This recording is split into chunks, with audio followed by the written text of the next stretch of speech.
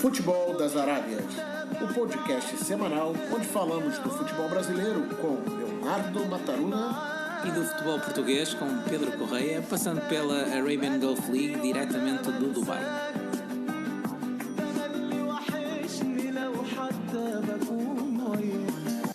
Bem-vindos ao episódio 8 do podcast semanal Futebol das Arábias. Eu sou o Pedro Correia. E eu sou o Leonardo Mataruna. E cá estamos mais uma semana para abordar temas do futebol brasileiro, do futebol português e também da Arabian Gulf League dos Emirados Árabes Unidos. Lembrar a todos que estamos disponíveis em várias aplicações de podcast, como o Spotify, Apple Podcast e Google Podcasts, entre outras, bastando procurar no Google Futebol das Arábias, que nos vai encontrar nas diversas plataformas. Pode também enviar as suas sugestões e comentários para futeboldasarábias@gmail.com. Passando já à discussão do primeiro tema. Hoje temos vários temas do futebol brasileiro para discutir, né? Temos aqui muita matéria. Léo, Flamengo e River, aquilo foi dramático, épico. Dramático. Até o finalzinho, todo mundo achava que ia dar River, né? É verdade. Então o pessoal já tinha gente, até tem alguns amigos que são argentinos, os caras já estavam soltando fogos, botando carne para assar. Mas é aquela velha história, né? Só termina quando o árbitro apita o fim do jogo. E aí, mais uma vez, teve aquela plaquinha, né? Hoje tem Gabigol, né? É verdade. Se não fosse o Gabriel aí, Gabriel foi o autor dos 2 gols do Flamengo, né? O primeiro gol já no finalzinho do segundo tempo. Foi um jogo altamente disputado, mas com uma aparente superioridade do River, né? Sim. Principalmente no primeiro tempo. O River, sempre que roubava a bola, atacava com extremamente... estava extremamente perigoso, né? Atacando com muita velocidade no meio de campo, infiltrando pelas laterais também muito rápido. E eu, particularmente, achei que ia ser goleada do River, mas o Flamengo também se fechou muito bem. O goleiro excelente goleiro, fez uma ótima campanha, não só na Libertadores, mas também no Brasileirão. O Diego Alves, não é? E aquele negócio, né? A gente estava discutindo como é que o Flamengo evoluiu não só na Libertadores, mas também no Brasileirão, né? Isso é devido a um grande investimento, né? Um grande processo de administração da presidência do clube, né? Mas houve ali um divisor de águas, né? O divisor de águas foi justamente a Copa América.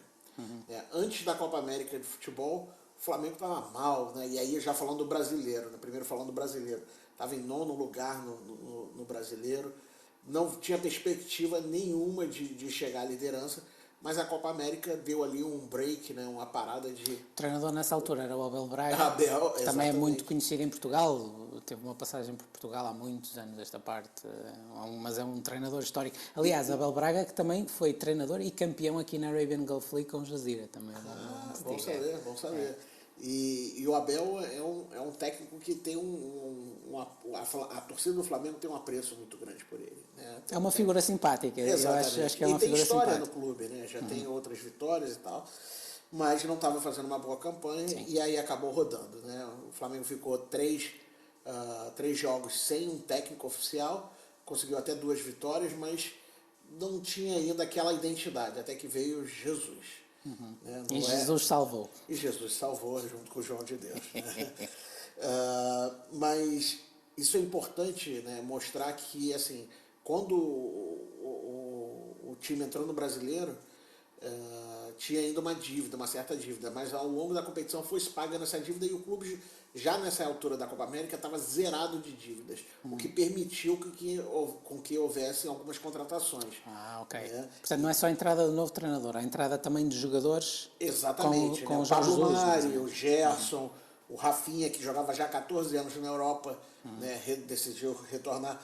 O Felipe Luiz também, ele tinha um convite para ir jogar na Europa e acabou recusando, apostando na proposta que tinha o Flamengo, né? E então, com um novo elenco, um novo treinador, né, assim, uma nova mentalidade da própria gestão, como a gente já discutiu nos outros programas do podcast, permitiu com que a equipe se tornasse campeã em 2 torneios praticamente com um dia de diferença. É verdade. né? É verdade. E aí foi uma construção de resultados, né? Logo depois desse elenco, o Flamengo ganhou de 6-1 no Brasileiro, né? Do Goiás, inclusive com um gol de bicicleta lindíssimo Do Arrascaeta. do Arrascaeta contra o Ceará. O Pedro sabe tudo de futebol brasileiro, hein? Agora começa a saber um bocadinho mais. É verdade, é verdade. O que é importante também falar, né, é que o público, né, os torcedores foram fundamentais, né? Então teve uma média de público de 52 mil espectadores por jogo. Em casa e fora ou média em casa? Não, Em casa e fora? em casa e fora. Uau. Então, assim, isso dá um retorno muito grande. Claro. Né? E, assim, só de vendas de ingresso, o retorno para o clube foi de 88 milhões. Então, assim, né, é aquela questão, né? Se investe por um lado, mas se capta por outro. Sim. Né? E mais venda de materiais, equipamentos e tal. Então, passou-se a desenhar uma nova identidade do Flamengo. Um Flamengo vencedor, né, que com isso também agregou novas marcas, né, com os seus patrocinadores, novas coreografias também, né, é importante falar disso. Né, o Gabigol fazendo lá, levantando os dois braços, mostrando sim, tipo o Hulk, né? O Hulk lá, o Gabigol. O Vapo, né, que é a coreografia do Bruno Henrique, que é, por incrível que pareça, a primeira vez que um campeonato brasileiro, o artilheiro e o vice-artilheiro são do mesmo time. Do mesmo clube. E uma série de recordes quebrados, né? Nenhum clube conseguiu chegar até 81 pontos na história, com 8 vitórias consecutivas, né? Um saldo de gols de 43 gols, enfim, assim, inúmeros recordes que fazem parte de um trabalho bem feito, né? E toda essa questão do bom trabalho foi transferida também do Brasileiro para a Libertadores. Né? É claro que também eu não posso dizer que o Flamengo não contou com sorte na Libertadores, contou com muita sorte, né? Acabou perdendo a Copa do Brasil nos pênaltis, mas a possibilidade de chegar no título na Copa do Brasil nos pênaltis, mas na Libertadores também conseguiu avançar uma etapa ganhando dos pênaltis muito mais por sorte do que por mérito, por mérito, né? Porque realmente a outra equipa era muito superior. Mas voltando aqui mais concretamente a este jogo da final, Léo, que é um jogo que fica para a história, não só porque obviamente o Flamengo venceu, mas a forma como o jogo se desenrolou é daqueles jogos épicos, não é? Não é daqueles jogos em que, por exemplo, uma equipa... Seria um jogo mais normal se o River faz 1-0, depois faz 2-0, faz 3-0 e aquilo acaba assim, pronto. Ou ao contrário, o Flamengo faz 1-0, 2-0, 3-0 e aquilo acaba assim. Não, é um jogo em que tem uma virada perto do fim e tem uma equipa que dominou o jogo até a hora... 60, 65 minutos, mais ou menos, dominou o jogo maioritariamente, embora eu penso que na segunda parte o Flamengo já voltou melhor, mas acho que só ali a partir dos 65, mais ou menos, é que a coisa vira mesmo. E no fim há 2 golos de um jogador, que é um jogador importantíssimo no Flamengo, mas que durante o jogo até esteve algo apagado, até esteve um pouco fora do jogo, digamos assim. Porque estava muito marcado, né? Sim. Todo mundo já esperava que ele se deixasse a bola com ele, todo mundo já sabe que era gol, né? Então a marcação estava muito forte. Mas também teve um outro jogador que foi fundamental. Quem é que tu acha que foi fundamental, que fez grandes passes? Eu acho que o Diego, quando entra, muda um pouco o cariz do jogo. Exatamente. Curiosamente, tirando 2 jogadores que têm sido muito importantes no Flamengo, ali o momento das substituições, a meu ver, é um momento interessante dos dois lados. O treinador do River tem que tirar os avançados, porque eu acho que eles estouraram completamente, porque eles estavam a ser usados para pressão alta, não é? E estouraram. E ao mesmo tempo o Flamengo sofre aquilo que parece um infortúnio, que é o William Arão e o Gerson que se lesionam e o Jesus tem que os trocar. Eu não sei se o Jesus ia trocar os dois, principalmente o Gerson, porque o Gerson dava um passe, dava a saída, mas com a entrada do Diego eu acho que as coisas mudaram, porque ele começou a pôr a bola no chão e a conseguir... Exatamente. O Flamengo tem mais bola, no fundo, não é? Tem mais critério. E assim, o Diego não foi fundamental só por realizar bons passes e distribuições de bola, mas também na roubada de bolas, né? Então, tiveram diversos passes do River que a interseção foi feita por um carrinho ou por uma jogada que exercia uma pressão, uma demonstração de gana, né? Sim. De querer, não é? De querer, né? De querer. E o querer é que faz sempre a diferença, né? Sim. Então, o Diego fez um excelente passe pro Gabriel, que se resultou no primeiro gol, e as demais assistências também foram fundamentais para que, eu vou dizer, o Gabigol foi o homem que determinou, que fez o fim da partida, mas para mim um dos principais jogadores em campo, sem sombra de dúvida, foi o Diego. E é curioso, porque a saída do Gerson e do William Arão, que têm sido dois jogadores importantíssimos no coletivo, não é? Obviamente não são jogadores de linha atacante, não são normalmente aqueles jogadores de decisão, mas são jogadores muito influentes na manobra da equipa. E é com a saída desses dois jogadores que têm sido bases fundamentais que o Flamengo acaba por aparecer com outra cara e começar a dominar o jogo. São aquelas também curiosidades do futebol, não é? Que às vezes falha a aparente lógica do futebol, não é? É verdade, né? Apesar de assim, o que eu já comentei em uma outra edição do podcast, o Flamengo ele tem uma identidade própria de jogo, né? Principalmente com essa equipa que se conhece e se entende muito bem dentro de campo. Mas ao mesmo tempo tem um potencial de inovar muito grande, né? Porque a diversidade dos jogadores é fantástica, né? Então, o sair do óbvio para o não óbvio vem muito desse potencial de criatividade e a necessidade de buscar a vitória, né? Verdade.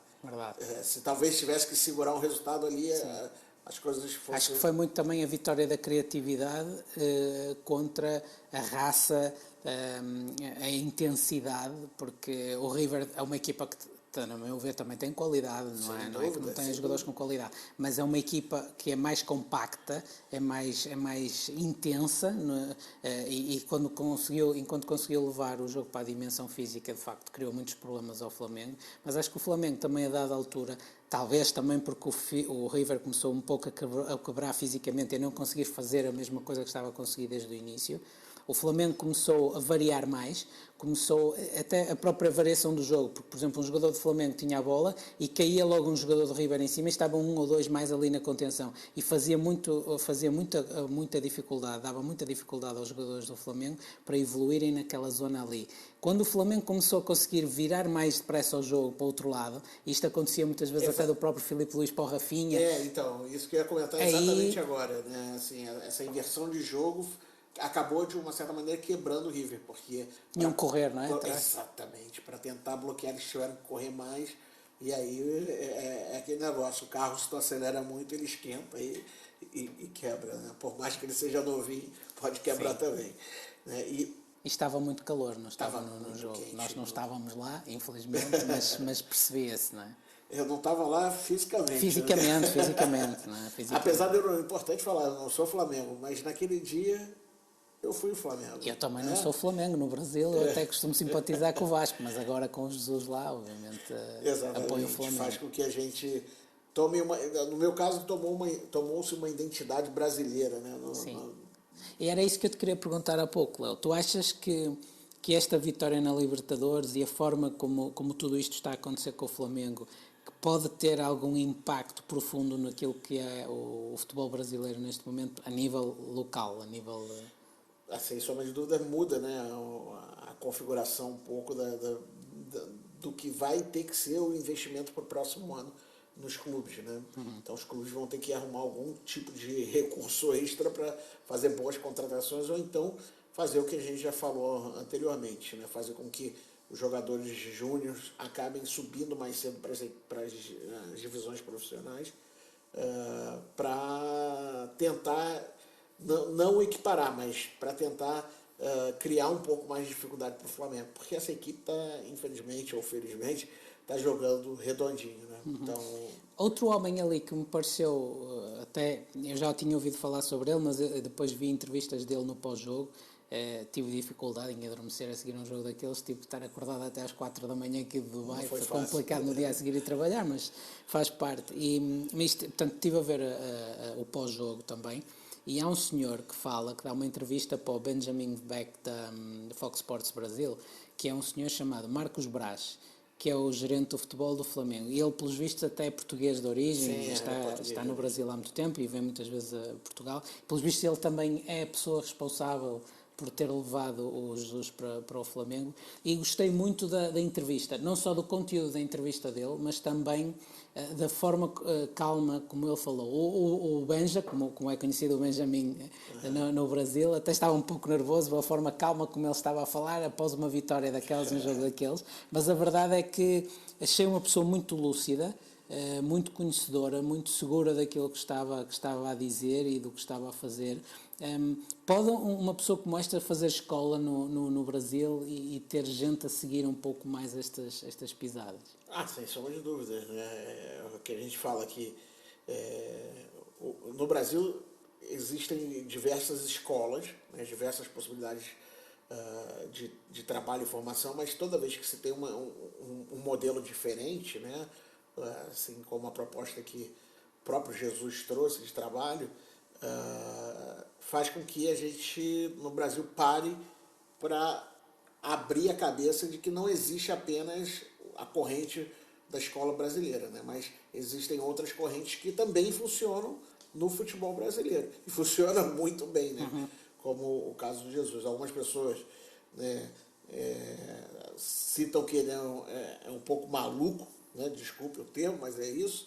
Mas eu acho que todo maluco é inovador, né? E todo maluco busca coisas que funcionem para atingir o seu objetivo. Eu não chamaria assim, porque é um termo muito forte, mas digo que o trabalho dele é ousado, né, sem sombra de dúvidas, e fez resultado. Né? Então, por que não, né, adotar-se outras correntes e abrir-se para outras possibilidades? Né? Uhum. Agora, o que eu penso, né, claro que no caso do Flamengo, que é um grande clube que tem um potencial financeiro altíssimo, essas coisas se tornam muito mais fáceis, né?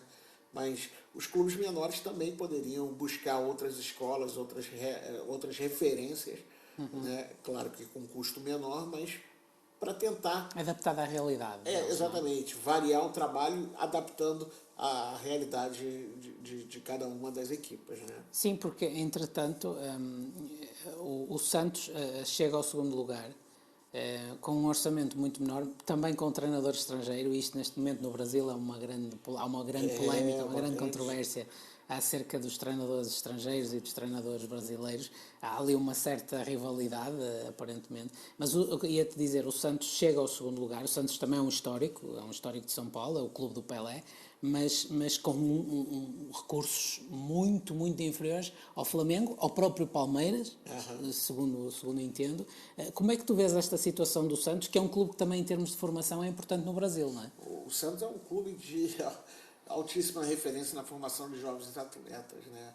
A gente tem Neymar, tio Robinho, o Diego, o próprio Diego, né? Tantos outros que por lá... E o Rei Pelé. E o Pelé, né? Sem sombra de dúvidas. E assim, muitas vezes até há uma crítica grande no futebol brasileiro com o Santos, porque não se aceita muito a retenção que o clube faz com os atletas que estão vindo da base, né?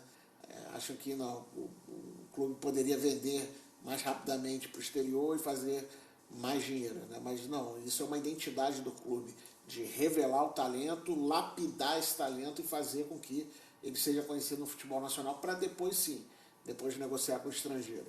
Mas há uma crítica razoavelmente grande em relação a isso, né? Mas, por sorte dos torcedores do Santos, né, esse trabalho é contínuo, né? Não é uma coisa que acontece uma vez ou outra, não. O trabalho vem sendo muito bem feito ao longo de muitos anos, e sempre as revelações de talentos ficam como uma nova surpresa a cada novo torneio, né? Uhum. E achas que o Santos vai continuar com o Sampaoli, ou achas que vai haver ali alguma mudança, eventualmente uma proposta melhor para o próprio treinador, não é? Porque ele está a fazer um trabalho excelente. Está fazendo um trabalho muito interessante, mas é aquele negócio, no futebol brasileiro é difícil falar em continuidade de técnico, né, por muito tempo, né? Mas vamos ver o que vai dar aí, né? Mas na minha percepção é que talvez ele fique sim mais uma temporada. Portanto, em 2020, não é? Que siga em 2020. Que siga em 2020. Mas vamos ver, tudo pode acontecer no futebol brasileiro, tudo pode acontecer. Entretanto, para além da Libertadores, o Flamengo também é campeão brasileiro. É interessante lembrar que o público que estava lá, os flamenguistas que estavam assistindo, viajaram, né, para Lima. Importante lembrar que o jogo estava inicialmente previsto para ser no Chile, né, mas em função dos protestos, houve até no programa anterior a gente falou que talvez o jogo fosse para a Argentina, né, porque havia essa hipótese, mas não, o jogo moveu-se para o Peru, e muita gente falou que o Peru parecia o Brasil, né, de tanto torcedor que estava presente. E enquanto o pessoal aguardava ainda os resultados do Brasileirão para saber se o Flamengo ia ganhar o título sem estar presente, né, o Palmeiras quase tirou o susto, porque o Palmeiras precisava perder para o Flamengo ser campeão. Então, mas o Palmeiras começou vencendo por 1-0 e depois não, na verdade o Grêmio começou vencendo por 1-0, o Palmeiras empatou e depois o Grêmio virou de 2-1, dando pela primeira vez na história do brasileiro também o título para um time que não estava jogando. Até nesse aspecto as coisas estão diferentes, não é? Há aqui uma diferença em comparação ao passado. Só voltando à questão da final da Libertadores, estavas a falar, portanto, que há protestos, sabemos todos mais ou menos, tanto no Brasil obviamente, mas em Portugal também temos essa ideia, que a América do Sul está a passar por alguns problemas a nível social e político. Tu achas que a nível do Brasil concretamente a política está metida no futebol, ou achas que há mais ou menos uma separação clara das águas? Olha, a gente costuma falar no Brasil que tem 3 coisas que não se discutem porque elas se misturam, né? Uma delas é futebol, a outra é política e a terceira é carnaval. Nós é religião. Nós só trocamos o carnaval pela religião. Mas também é mais ou menos isso. Em Portugal então, também é mais ou menos. Também faz parte do nosso podcast. A gente fazer esta ponte entre o que é a realidade do Brasil e o que é a realidade em Portugal. Mas nós também temos um pouco isso, só que troca o carnaval pela religião. Nós carnaval não é. Então, assim, não adianta falar que política não está ligada ao futebol, está realmente ligada.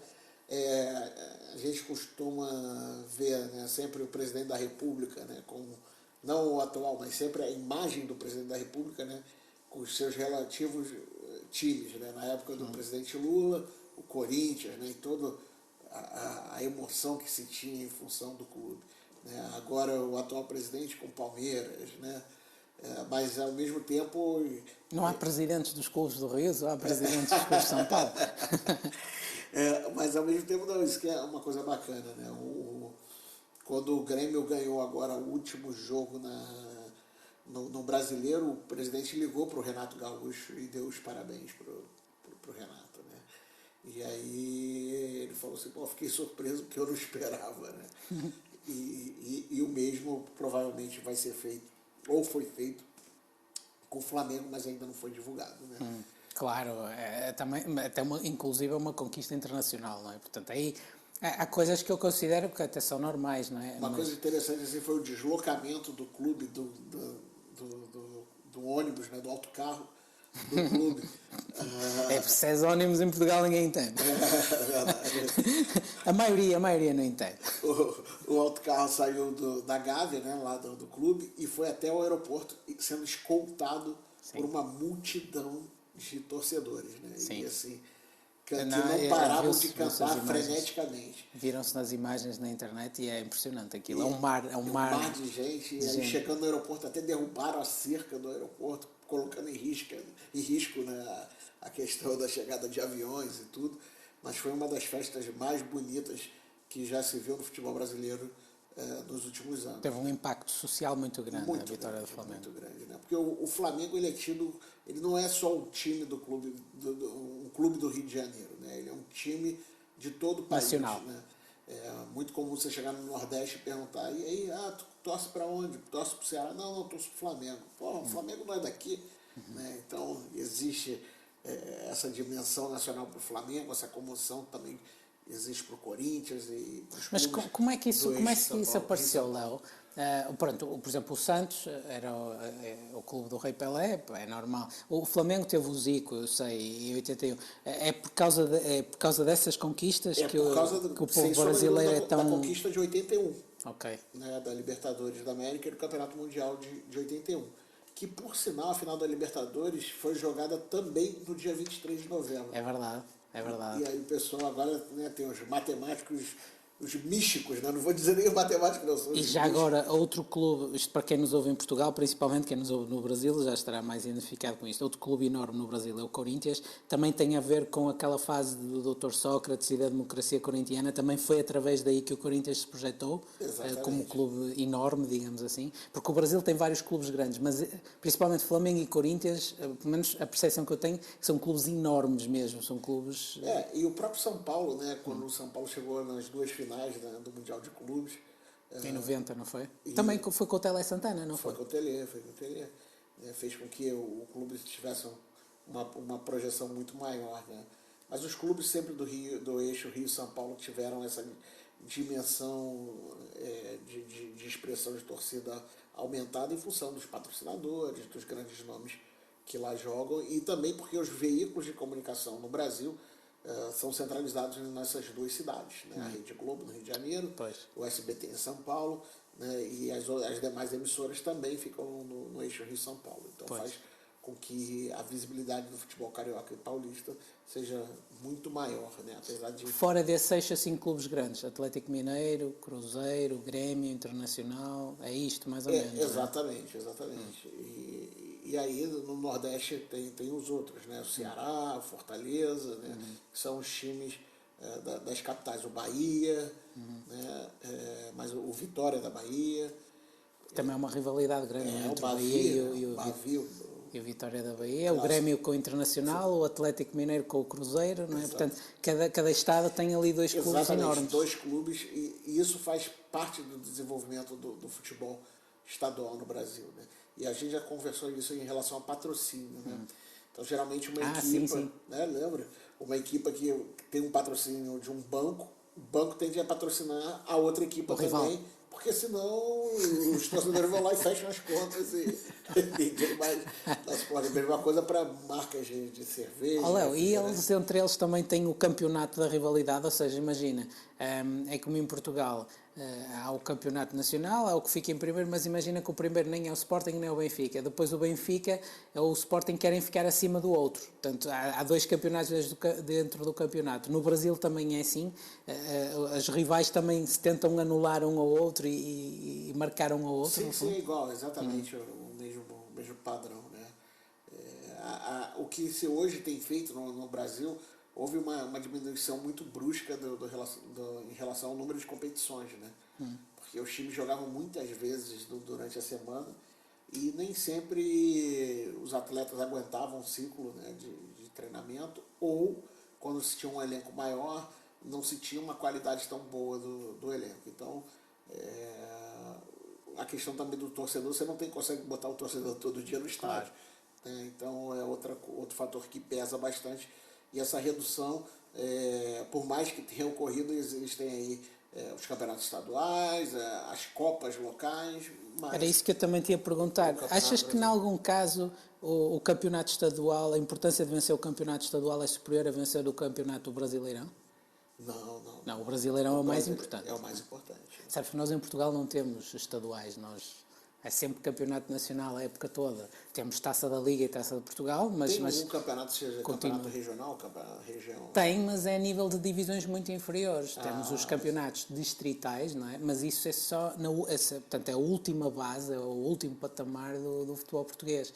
Aí sim temos os distritais. Mas a partir do Campeonato Nacional de Séniores, é sempre campeonato nacional. E tanto a Taça de Portugal como a Taça da Liga são taças nacionais. Depois eu sei que também a nível distrital há taças distritais, mas mesmo essas competições são só disputadas pelos clubes da distrital. Ou seja, imagina, o Leixões não participa no campeonato da Associação de Futebol do Porto, pelo menos a nível sénior, porque participa num campeonato nacional. O Farense não participa no distrital do Algarve, porque está com a equipa na segunda liga, portanto a equipa principal está na segunda liga. Portanto, nós não temos essa no fundo, essa divisão entre um campeonato mais regional e um campeonato nacional. Não, é a partir do momento em que a equipa sobe ao campeonato nacional de séniores e daí para cima já joga sempre a nível nacional.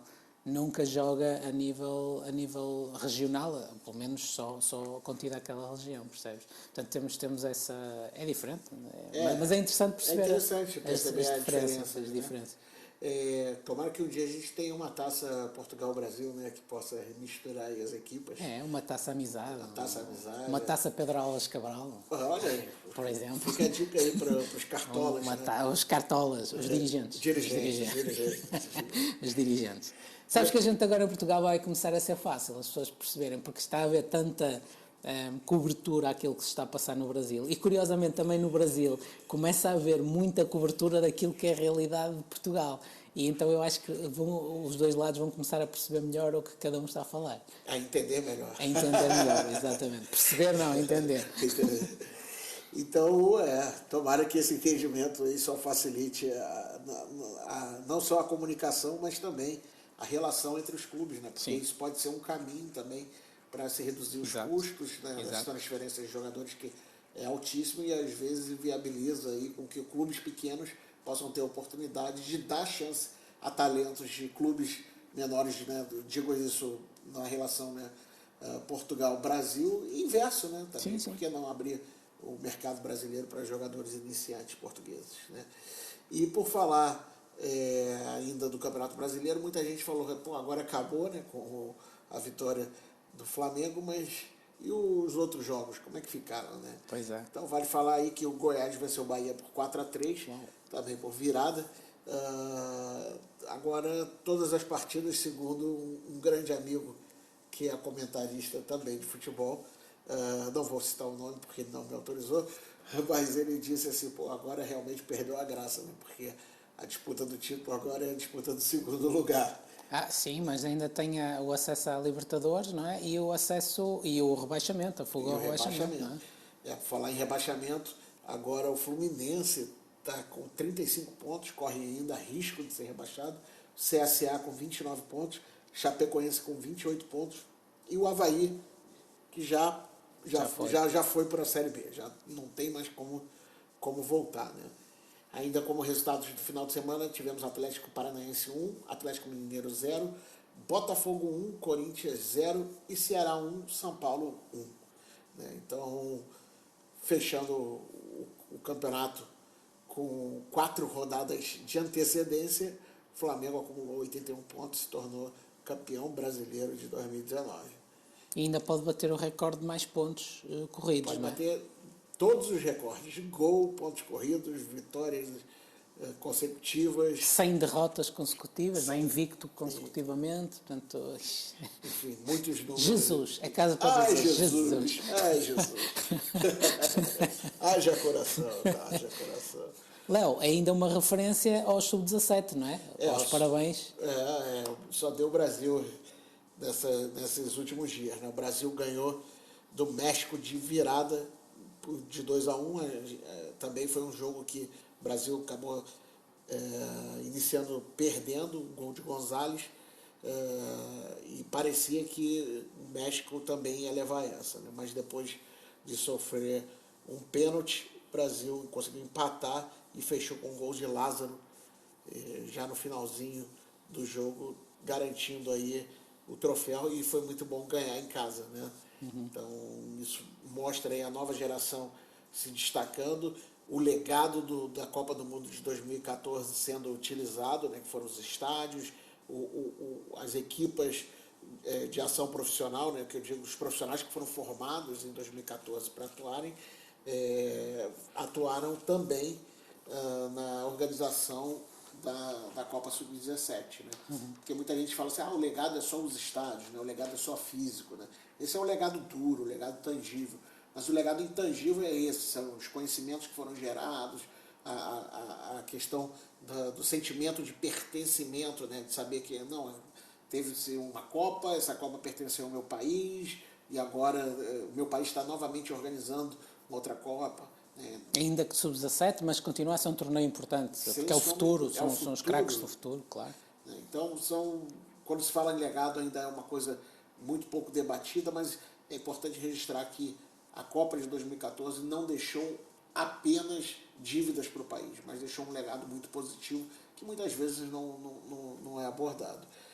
E aí, já que já falamos de 2014, falamos de 2019 no Brasil, e está na hora da gente pegar aqui o nosso voo e aterrissar diretamente em Portugal. Mas antes de aterrissar em Portugal, eu queria falar do Brasil de novo, Pedro. Posso? Claro. Jogou Claro. Brasil e Coreia em Abu Dhabi. Sabes que aqui tem um coração português, mas uma alma brasileira. Oh, maravilha. Foi. Olha, agradecer também a ti e à CBF pelo ingresso. Fui assistir ao Brasil-Coreia em Abu Dhabi na passada semana, no Brasil Global Tour. Se não estou... Tu me deu um trabalho, hein, Pedro? Achei que não ia conseguir esse ingresso para você. Não, consegue. Graças a Deus temos ouvintes. Deslocou. Temos ouvintes do podcast Futebol das Arábias lá do Brasil que nos ajudaram. E um agradecimento também para eles. E fui assistir ao jogo em Abu Dhabi, o Brasil-Coreia. O Brasil ganhou 3-0.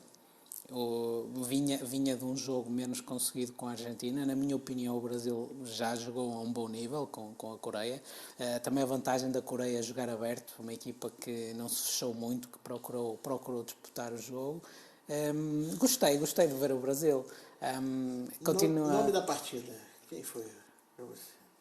Eu acho que foi o Filipe Coutinho, sinceramente. Ele fez um gol de livre muito bonito, mas acho pela forma como ele jogou semi-aberto na esquerda, sobre a esquerda, e eu gostei da forma como ele jogou, porque uma das coisas que sobressai sempre no jogador brasileiro, então ao vivo sobressai mais, a forma como o jogador brasileiro está confortável com a bola, é algo de mágico, porque hoje em dia usa-se na ciência do futebol a recepção orientada, não é? Agora há uns termos mais complexos, mas no fundo o brasileiro sempre teve a recepção orientada, não é? O brasileiro recebe a bola a um toque, ou seja, com o primeiro toque recebe a bola e já está em posição de seguir.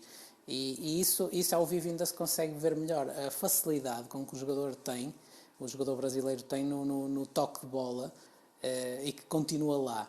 E aquilo do meio para a frente, a magia acontece. O do meio para a frente era o Filipe Coutinho um bocadinho pela esquerda, Gabriel Jesus um bocadinho pela direita, Lucas Paquetá pelo meio e na frente o Richarlison, o que me surpreendeu, porque eu estava à espera que o Richarlison aparecesse na direita e o Gabriel Jesus no meio à frente, mas trocaram a posição, e o Brasil, a meu ver, afunilou um bocadinho o jogo. Havia alturas que jogava muito pelo meio, mas também faz parte um bocadinho do estilo do Brasil, aquele toque curto mas aí precisa que os laterais venham de trás, e isso aconteceu às vezes. O Danilo teve também um bom plano do lado direito, até fez um golo, e o Renan Lodi, que é do Atlético de Madrid, foi lateral esquerdo, e também esteve num bom plano. Também foi um jogador que esteve num bom plano, um jogador que eu até não conhecia, sinceramente, nunca tinha ouvido falar. Esteve num bom plano, foi um jogo agradável. Portanto, o Paquetá, como é que ele jogou aí?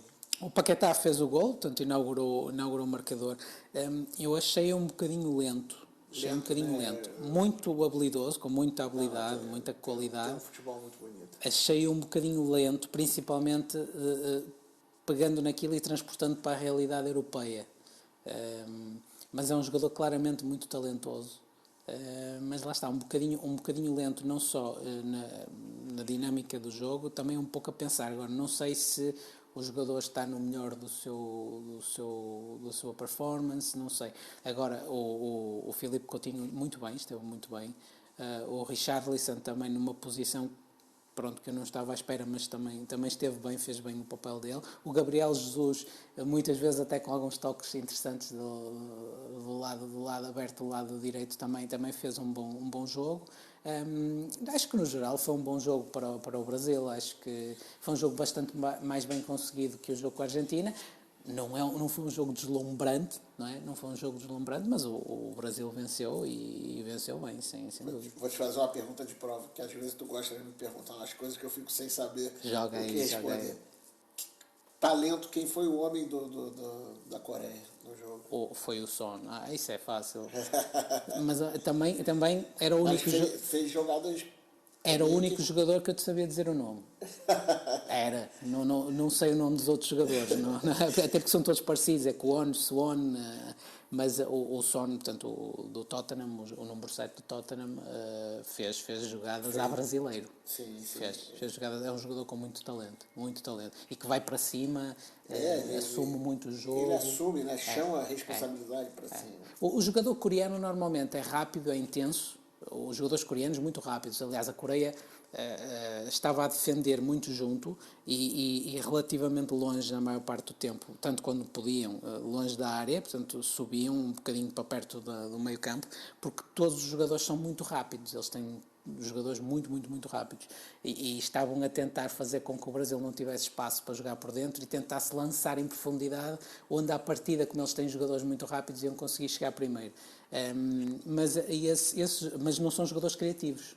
Normalmente não são jogadores muito criativos. Mas esse jogador, o Son, é muito criativo. Tem isso, junto a essa rapidez e intensidade, muita criatividade. E habilidade. E habilidade, muito habilidoso. Muito habilidoso.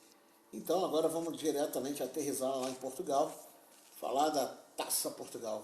Como é que foi essa ronda? Olha, sem grande história.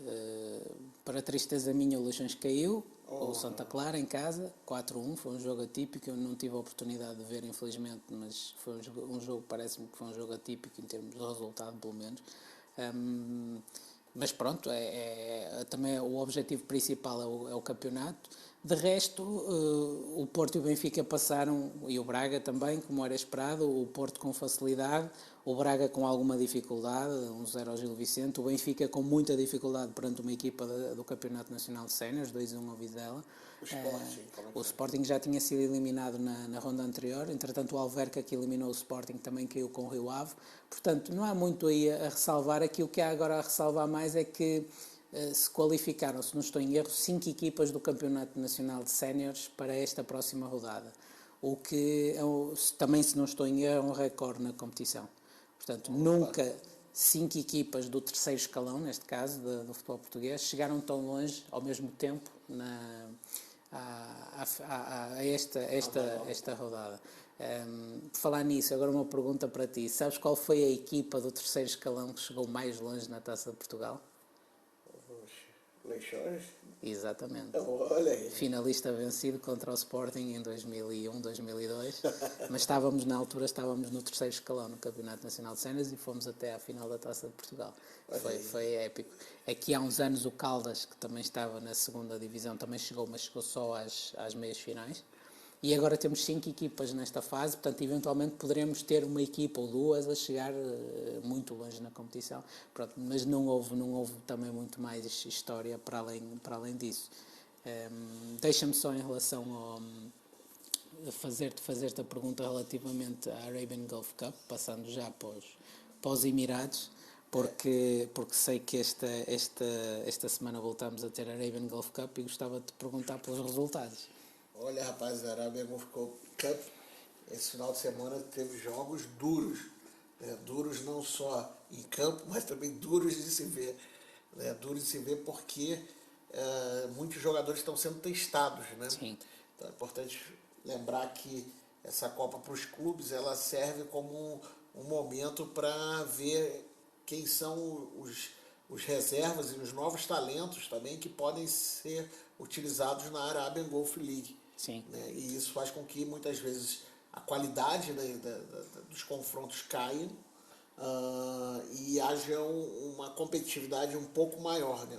A qualidade de jogo cai, mas a competitividade aumenta. Né? Sim.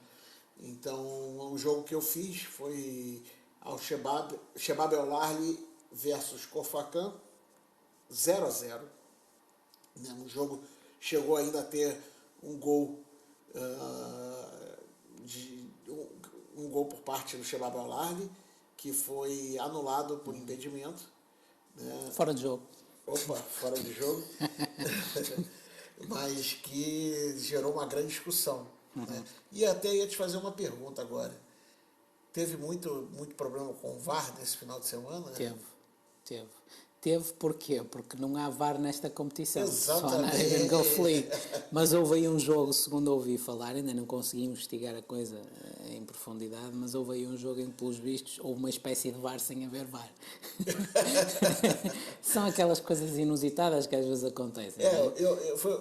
A minha pergunta foi justamente por causa desse lance do gol. Sabes que o nosso colega comentarista que fez esse jogo, e eu, na altura, ele fez esse jogo aconteceu às 6 da tarde e eu estava a entrar em direto para fazer um jogo às 8h30. E esse nosso colega comentarista que estava a fazer esse jogo estava no WhatsApp a perguntar: Pedro, mas esta competição não tem VAR, pois não? E ele estava baralhado, que ele queria comentar o jogo, queria explicar, ao mesmo tempo ele sabia que não havia VAR, tinha essa noção, mas parecia que estava a haver uma decisão que tinha sido influenciada pelo VAR, e ele estava completamente baralhado, a perguntar-me: Pedro, mas aqui tem VAR? E eu acho que não, pelo menos não tem tido. Eu tive a mesma sensação, cheguei a achar que em algum momento tinha o VAR, mas sabia que não tinha. Mas não tinha, portanto a gente fica um pouco surpreendido, mas são aquelas coisas do futebol, não é? Que acontecem, e pronto, e por acaso esse jogo até era o próximo jogo, não é? Era o segundo jogo do cartaz. Tivemos ainda Alain 1, Calma 1. O tal jogo do VAR, VAR fantasma. O VAR fantasma. Al Jazeera 1, Al Dafra 0. Como é que foi esse jogo, Pedro? Não, eu fiz o Sharjah 5, o Fujairah 1. Tu fez a goleada, né? Fiz a goleada. O líder da Arabia Golf League, Sharjah, ganhou de 5-1 do Fujairah. É um jogo um bocado enganador, sabes? Porque parece que 6 golos, parece que foi um jogo altamente bem jogado.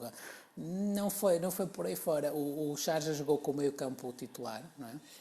E rebentou com o Fujairah. Isso que eu ia falar, parecia que ele era o homem a equipa era ele, né? Ele saiu levando... O Igor Coronado, que é neste momento o melhor jogador da Arabian Golf League, é um brasileiro de 26 anos, que teve passagens por Inglaterra, por Malta e por Itália antes de chegar aqui. É um dos maiores salários, não é, Pedro? Não sei, aí não sei. Isso é o que dizem, né? Dizem, pois, não sei, dizem que sim. Mas independentemente disso, uma coisa te garanto, é um jogador que podia jogar na Europa, não digo a um nível altíssimo, mas podia jogar a um nível bom na Europa, porque, para além da qualidade que ele tem, e é muita, é um jogador, e este jogo prova isto, porque isto é uma competição menor aqui, não é? Tal como a Taça da Liga em Portugal, portanto é uma competição secundária, como tu dizes e bem, para testar outros jogadores, e a atitude com que ele encara o jogo é como se uma final da Liga dos Campeões da Europa se tratasse. E portanto ele rebentou com a equipa do Fujairah, não sozinho, porque houveram outros jogadores do Sharjah que estiveram em bom plano, mas ele fez completamente a diferença, fez golos, fez assistências. Portanto, Igor Coronado é um nome a reter para uma eventual transferência assim para a Europa ou assim. Mas houveram mais resultados. Já pensou o Igor lá no teu time? Não tem hipótese, não temos dinheiro, infelizmente não temos dinheiro nem para pagar o dedo mindinho, infelizmente. Mas também temos lá bons jogadores. Agora, para equipas com alguma capacidade financeira, é um jogador muito interessante. E é um jogador de posição 10, que é um jogador hoje em dia um bocadinho em desuso já, mas que eu considero que em alguns casos faz muita diferença. Principalmente em equipas grandes ou equipas de ataque continuado, o jogador 10 faz muita diferença. Porque precisa ali de um jogador que dê critério, que dê um bocadinho de magia. E o Igor é esse tipo de jogador, é aquele jogador, aliás os fãs do Sharjah chamam-no de mágico, porque ele é aquele tipo de jogador que tira o coelho da cartola de repente, não é? Inventa uma jogada sozinho e resolve um jogo sozinho. E não é só uma questão de se pensar, ok, mas ele está a jogar nos Emirados, onde o contexto pode facilitar. Isso é um pouco relativo, isso é verdade por um lado, mas também não é menos verdade que ele, por estar a jogar nos Emirados e esse contexto de menor competitividade poder ser uma realidade por um lado, ele também se podia relaxar um pouco, e não, ele tem uma atitude competitiva fantástica, pelo menos esse fim de semana foi fantástico. Muito bom. Tivemos ainda Baniás 4, Rata 0. E, para fechar a ronda, Aluarda 1, Aluaça 1. Agora vamos ver, e antes de terminar, ver a próxima ronda, a ronda 7, e vamos ver, portanto, isto está dividido em 2 grupos, para as pessoas perceberem, está dividido em 2 grupos e, portanto, vão passar os primeiros 4 de cada grupo. Tem grupo A e grupo B. São 7 equipas em cada grupo, e depois há de passar onde passar os primeiros 4, e agora no próximo fim de semana vamos ter a última ronda. que portanto vai ser a começar na quinta-feira, dia 28, às 6 da tarde dos Emirados. Vamos ter Khor-Fakkan com o Al-Ain e vamos ter também na mesma hora, no mesmo dia, o Rata com o Wahda. E depois às 8h30 dos Emirados, no mesmo dia também, Fujairah com o Banias. E depois passa para sábado, no sábado às 6 da tarde, dia 30 de novembro, vamos ter o Calva com o Jazeera, o Dhafra com o Al Nassr e depois às 8h30 do mesmo dia vamos ter Al Wasl com o Ajman. Portanto, esta é a última ronda. Depois, para ter uma noção, neste momento, em termos de classificação, no grupo A, portanto, quem lidera a classificação é o Al-Ain com 11 pontos, o segundo é o Shabab Al-Ahli com 11 pontos, estas duas equipas já estão classificadas, e depois tem em terceiro o Jazeera com 7, o Dhafra com 7, em quarto, em quinto o Al Nassr com 5, em sexto o Khor-Fakkan com 4, e em último o Calva com 2 pontos. Depois no outro grupo, no grupo B, quem lidera neste momento é o Al-Wahda com 11 pontos, seguido do Sharjah com 9 pontos, em terceiro o Banias com 8 pontos, portanto o Sharjah e o Wahda já estão na próxima fase, portanto o terceiro, como estava a dizer, o Sharjah com 8 pontos, o quarto é o Fujairah com 7 pontos, quinto é o Al Wasl com 7 pontos, sexto é o Rata com 4 pontos e sétimo e último é o Ajman com 3 pontos. Portanto, ainda há aqui 4 equipas em cada grupo que se podem classificar ou não. Portanto, 4 em cada grupo que podem ocupar 2 lugares. E é assim que vamos agora para o próximo fim de semana. E esse foi o episódio número 8 do podcast semanal Futebol das Arábias. Eu sou Leonardo Mataruna. E eu sou Pedro Correia. E assim nos despedimos. De novo, não quero ir embora. Nos despedimos até a próxima semana. Lembrando que também estamos disponíveis em várias aplicações ou vários apps do podcast, como Spotify, Apple Podcast e Google Podcast, entre outras plataformas. Basta apenas ir lá no Google, digitar Futebol das Arábias e dar aquele enter, procura a gente, escute-nos e mande suas perguntas, sugestões e comentários para futeboldasarabias@gmail.com. Um forte abraço e até a semana que vem. Abraço, até para a semana. Futebol das Arábias, o podcast semanal onde falamos do futebol brasileiro com Leonardo Mataruna e do futebol português com Pedro Correia, passando pela Arabian Gulf League diretamente do Dubai.